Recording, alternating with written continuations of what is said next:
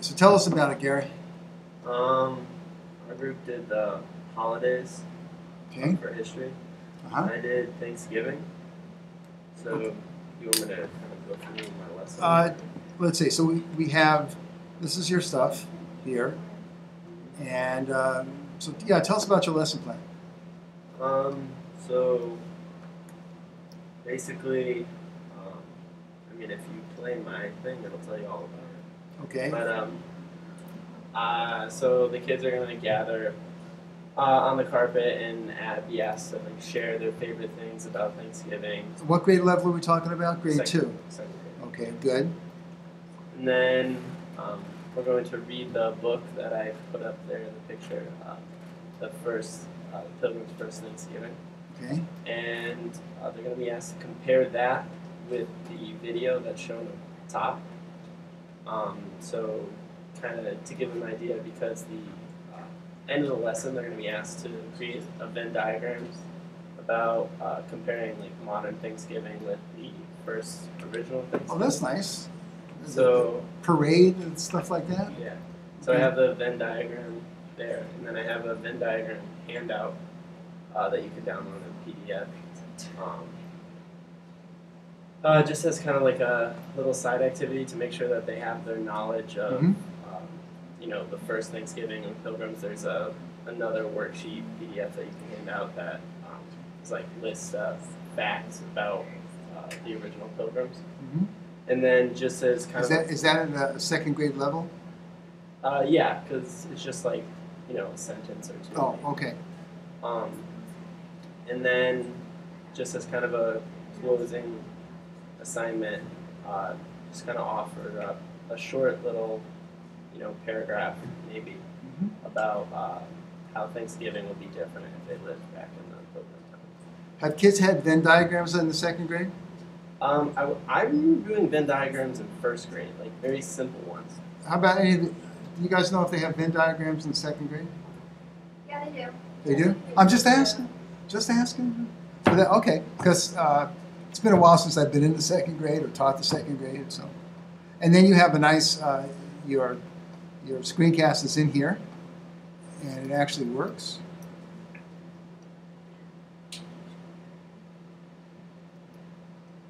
Should work. Maybe it's because of the plug-in not being in here. That's okay. I'll see it on my computer. Oh, there it is. I had clicked on it, so it brings it back to this, or you can run it from there.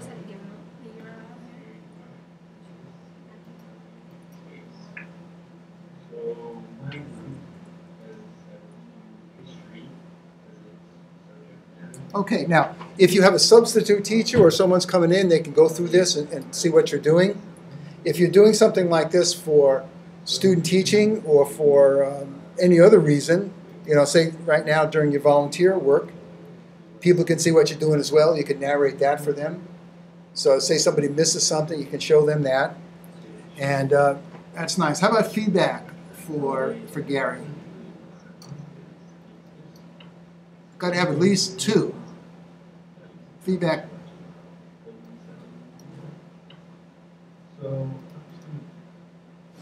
Yeah. Well, this is just mine, but like my personal opinion. But I made mine like colorful and like added pictures and stuff. Well, now the intended audience for this is you or someone else who may teach the lesson. Okay. So I know I saw some of the color stuff that you did and everything. Like mine was. Okay. I thought it was like intended for like our students. Well, it's more just to give you the resources and stuff and the lesson plan, because the kids aren't going to look at the actual lesson plan itself, but your supervisor might look at it. If you're student teaching, somebody's definitely going to look at it. So you want to make it nice and readable. That's fine if you put some stuff in there, as long as it's not like really crazy with different color, like red, blue, green text, and you just don't want to do that. That's not good. But, okay, one more feedback. Yes. I like that I took the PDFs on there. I didn't even think of doing that. Something maybe to do. Do we have to put the state frameworks on there?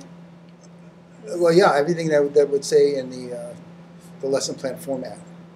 So whatever's in that lesson plan thing. It's just because you're going to be asked to do that.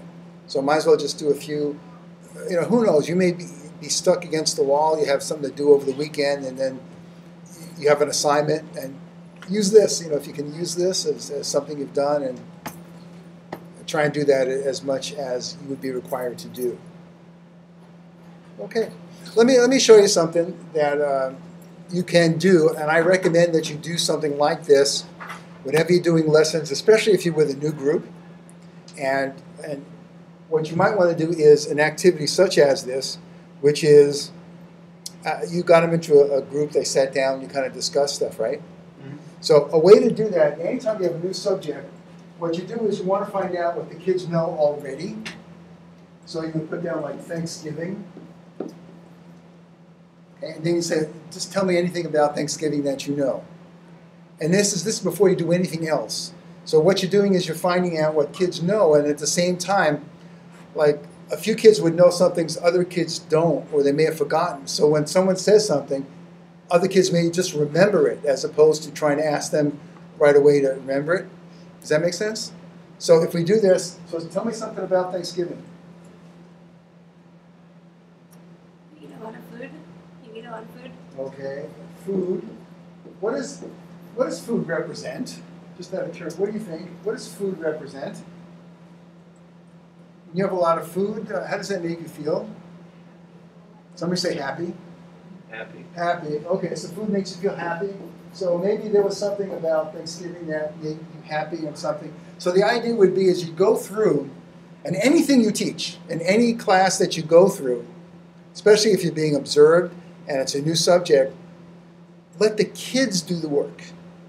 Let you get in there and you kind of facilitate what they know already so they remember what's going on. It doesn't put the pressure on you. The pressure is on just getting the kids to kind of give the information they have, and you make kind of a cognitive map. Have you guys done that in classes before, made cognitive maps? So that's what you want to do. You want to, anytime that you're working with kids, you don't know them, you feel nervous. You're going to feel nervous in front of the kids? So ask them. Just say, okay, I just want to know what you know, and tell me what's happening. And so you can actually do that. There are programs you can do it, or else you can just do it right on the smart board, or even on the blackboard or the green board. And it'll make you, not only will it make you look good because you're trying to find out what the students know, but you'll actually find out if anybody has incorrect information. Like some kid could say, there was something yesterday in one of my graduate classes. This guy in the graduate class thought up until junior high school that Columbus was at the first Thanksgiving. And everybody's going, how could you think that? And it was because when he studied it in 3rd or 4th grade, they had a picture of Columbus in the text, and then they were talking about Thanksgiving. So he had made the assumption that Columbus was there at that first Thanksgiving.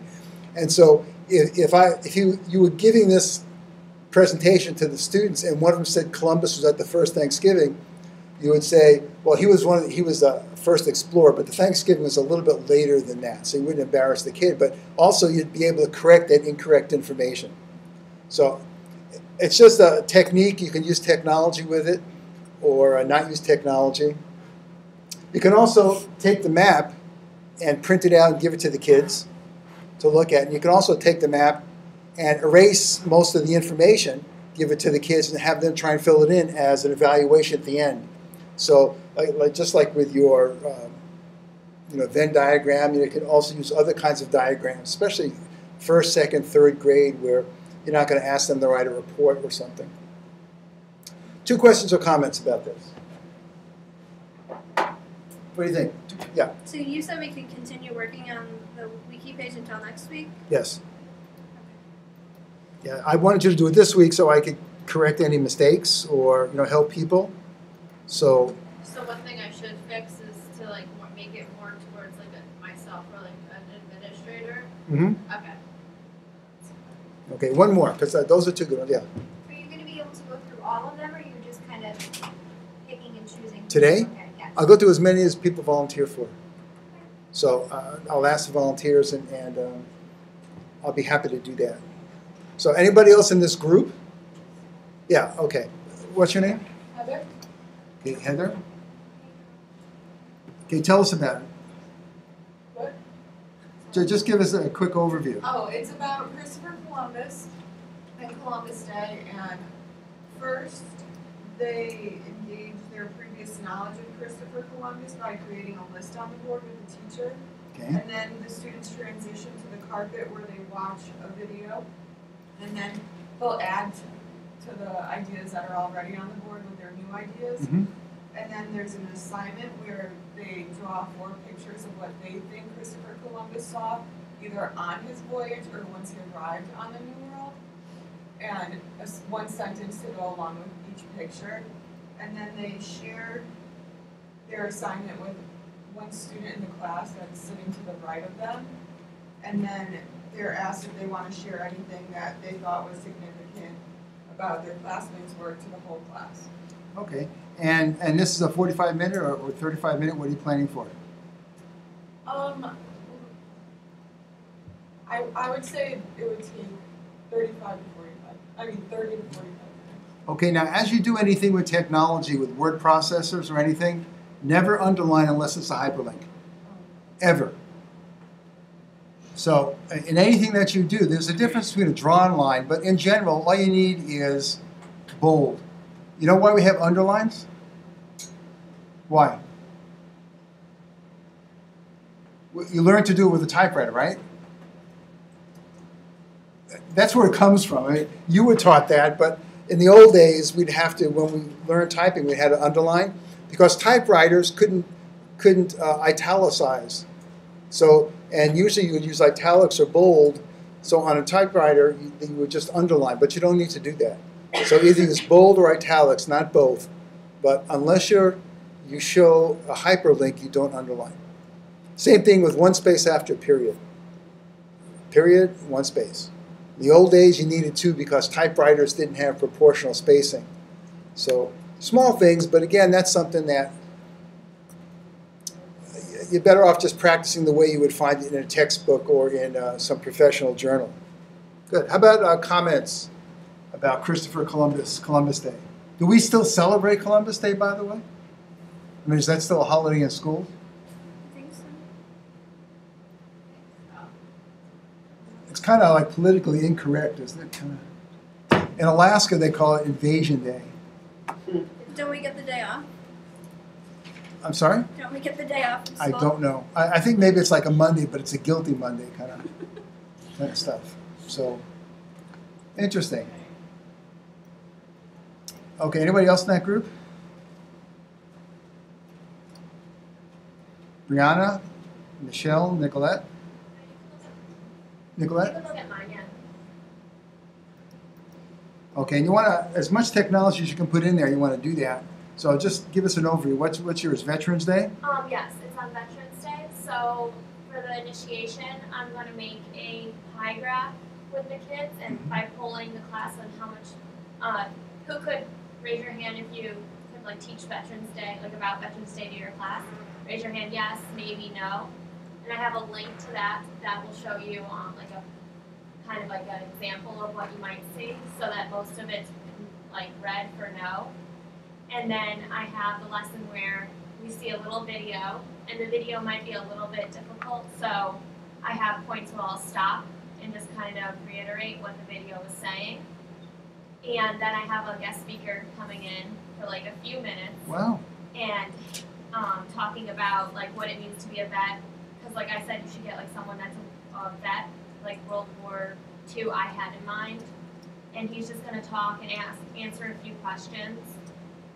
And then, like while the video and the presentation's going on, the kids are going to collect facts that they hear, and like at least 5 was my minimum. And then at the end, I'm just going to poll the class again and see how much, like how the pie graphs have changed. That's good. And are you going to have male and female veterans? Well, I just had someone in mind, like, so that's why I said, like, I had a World War II vet in mind, my grandfather. But it could be anyone, and I explain a veteran can be anyone that served your country, at either in war or in peacetime. Mm-hmm. So I just said, like, it could be any World War, or any veteran from any war or any time. How about feedback? Any suggestions or ideas about like teaching Veterans Day? Would you want to teach it around Veterans Day? That'd probably be a good idea. And when is Veterans Day? Okay. I Yeah. have at the beginning, I'm gonna like point to a calendar and I'm gonna say like it's coming up and it's an important day and like I'll like show them on the calendar it's November 11th. Okay. And would they know what a veteran is? That's part of it. Okay. And how about like a baseball player who's like been playing for a long time? He's a veteran player or a veteran football player. I mean, it's the same word that they right. Would you kind of distinguish like that? Yeah, I have it like all in there where I clarify that like it's veterans who have served our country and by like in peacetime or like in wartime, so like people that have fought in wars for us. And the video talks a little bit about like even like the presidents who serve our country and like all. Well, there hasn't been a president who was a veteran for years now, though. Just, I think since Bush the first. I don't. No, but like they were saying like even presidents because they serve our country like Okay, in different ways. Well, how about like a nurse then would be a veteran? Like they have the nurses that like are in wars or like help Okay. like people that have fought in wars and gotten hurt. So Okay. As much technology as you can get in there as well, so having videos and stuff like that, perfect. Good. How about any feedback or comments?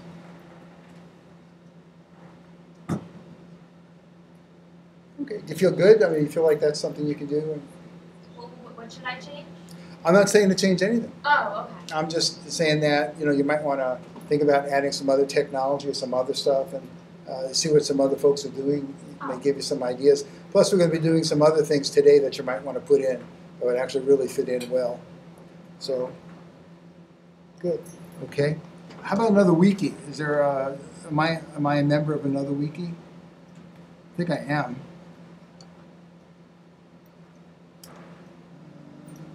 Wiki spaces. That's not you guys. Who else invited me? I should have yeah, I should be a member of a couple others. Is that this one, the math one? Is that you folks?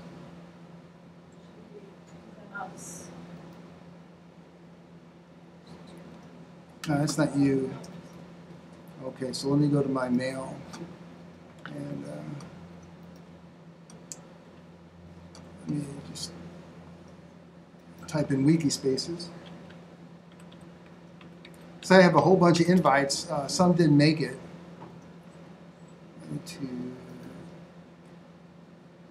How about Lindsay? Was that the other class? That's the other class. Okay, who are some of the other wikis? Am I a member of any other wikis in this class? So I've joined a bunch. He's a member of I don't know if she did it. Yeah, she did. She did. Yeah, you have a really long title. I'm looking here, it doesn't show that it shows the ones that I belong to. Been added to 3 wikis, it just doesn't show me which ones.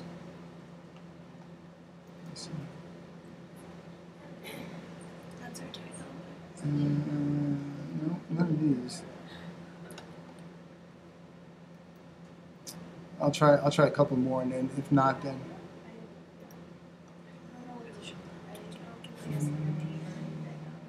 Yeah, Lindsay's. No.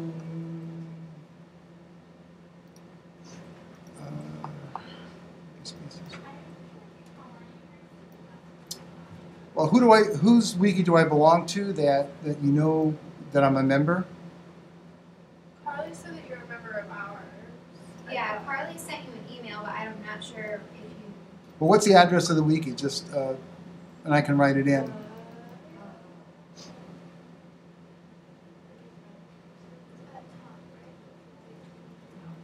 It's the thing is C Roy 24. Oh, I remember that. It's 24. .wikispaces.com. It's C Roy Right. or C. Yeah. Oh yeah, you had it right. Sorry. Wikispaces. 24.wikispaces. I got it. .com. Okay. Croy. 24.